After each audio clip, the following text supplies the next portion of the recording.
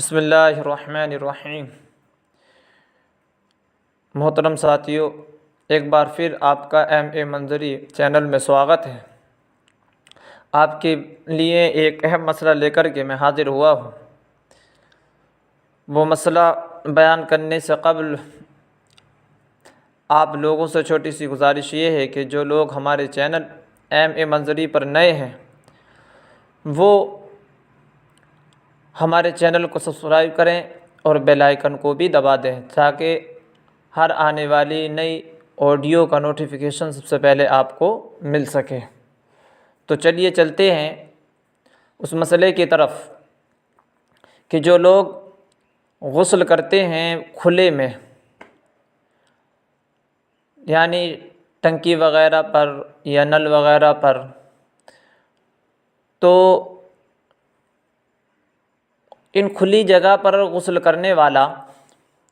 اگر ایسا کپڑا باندھ کر کے نہائے جس سے سطر نہیں ہوتا، یعنی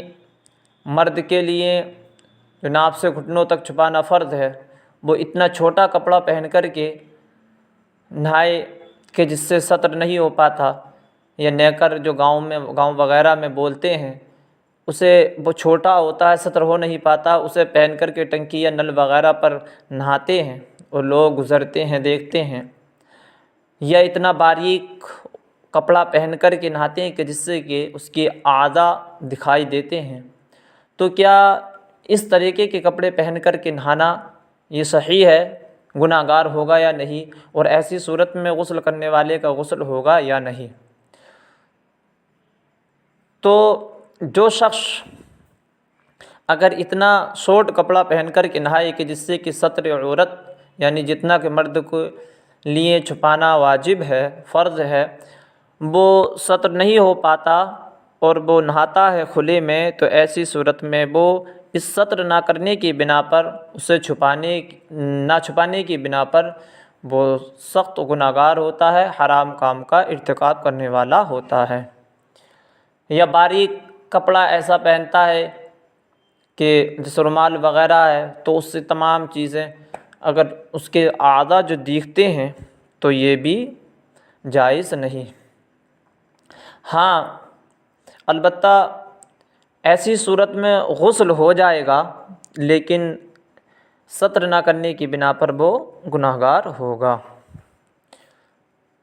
اور دوسری بات یہ سن لیں کہ کچھ لوگ جب نہاتے ہیں، غسل کرتے ہیں، تو کچھ لوگوں کو دیکھا ہے کہ کبھی ایسا ہوتا ہے کہ ہاتھ دھونے سے پہلے ہی وہ کبھی ان کا ہاتھ پانی میں ڈل جاتا ہے، یا بالٹی وغیرہ میں آدمی ہاتھ دھوکے سے یا قصداً جیسے بھی ڈل جائے، مثال کے طور پر آدمی بالٹی بھر کر کے لے کر کے آیا اور اس کے ہاتھ کی کوئی انگلی وغیرہ یا جسم کا کوئی بھی حصہ اس پانی میں ڈل جائے، تو ایسی صورت میں کیا یہ پانی جو کہ ابھی اس نے ہاتھ دھوئے بھی نہیں اور اس سے پہلے اس کا جو اس کے جسم پر حدث طاری ہے وہ اس میں ڈل گیا، تو کیا یہ پانی لائق استعمال کے لائق رہا یا نہیں؟ تو آپ کو بتا دیں کہ جب جسم پر حدث طاری ہو، چاہے حدث اصغر ہو یا حدث اکبر، تو ایسی صورت میں آدمی کے ہاتھ یا جسم کا کوئی بھی حصہ اگر پانی میں ڈل جائے تو وہ لائق استعمال پانی نہیں رہتا، بلکہ اب اسے دوسرا پانی بھر کر کے غسل کرنا یہ ضروری ہوتا ہے۔ اور ایک چیز اور میں بیان کر دوں کہ کبھی لوگ ایسا ہوتا ہے کہ لوگ ایسا کرتے ہیں کہ بالٹی بھرتے ہیں اور بالٹی بھرنے کے بعد وہ نیچے ہی رکھ دیتے ہیں، اور وہی نیچے رکھنے کے بعد پھر وہ غسل کرتے ہیں، چاہے غسل خانے میں ہو یا باہر ہو، تو نہاتے ہیں، نہانے کا پانی کبھی تو ڈائریکٹ بالٹی میں گرتا ہے یا زمین پر گرنے کے بعد اس میں گرے، تو ایسی صورت میں جو جسم سے آدمی کا پانی ٹچ ہو کر کے گرا اور وہ بالٹی میں گر جاتے ہیں اس کے قطرے، تو کیا ایسی صورت میں ان قطروں کے گرنے کی بنا پر یہ پانی لائق استعمال رہتا ہے؟ کیا غسل کرنا اس کا صحیح ہوتا ہے اس پانی سے؟ تو اس کے بارے میں یہ ہے کہ اگر چاہیں وہ نجاست کا پانی ہو، یعنی آدمی نجاست کو دھو رہا ہے اور بالٹی نیچے ہی رکھی ہوئی ہے، وہیں پانی اپنے جسم پر ڈال رہا ہے کہ نجاست وہ بہہ کر جسم سے پانی سے دھو رہا ہے،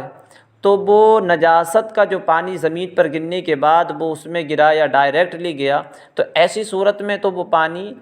ناپاک ہو جائے گا۔ مگر ایسا پانی کہ جو نجاست اس سے نہیں دھلی ہوئی ہے اور وہ اس کے علاوہ دوسرا پانی ہے جو اس پر حدث طاری ہو گیا ہے، تو نجاست کے علاوہ کا بھی پانی اگر اس بالٹی میں گر جائے تب بھی وہ پانی لائق استعمال نہیں رہتا، بلکہ وہ مائع مستعمل ہوتا ہے۔ لہذا ایسی صورتوں میں چاہے ناپاک ہو تو جائز ہے ہی نہیں، لیکن وہ جو قطرے جسم سے ہو کر کے اس میں پانی میں گرتے ہیں تو وہ بھی پانی لائق استعمال نہیں ہوتا۔ لہذا آپ محترم دوستوں سے یہ گزارش ہے کہ جب آپ نہائیں تو اس بات کا خیال رکھیں کہ بالٹی تھوڑی اونچی جگہ پر رکھیں اگر بالٹی سے نہا رہے ہیں تو، تاکہ آدمی کے جسم کا پانی اس میں نہ گرے یا نجاست کا پانی اس میں نہ گرے اور آپ کا غسل صحیح طریقے سے ہو جائے اور صحیح پانی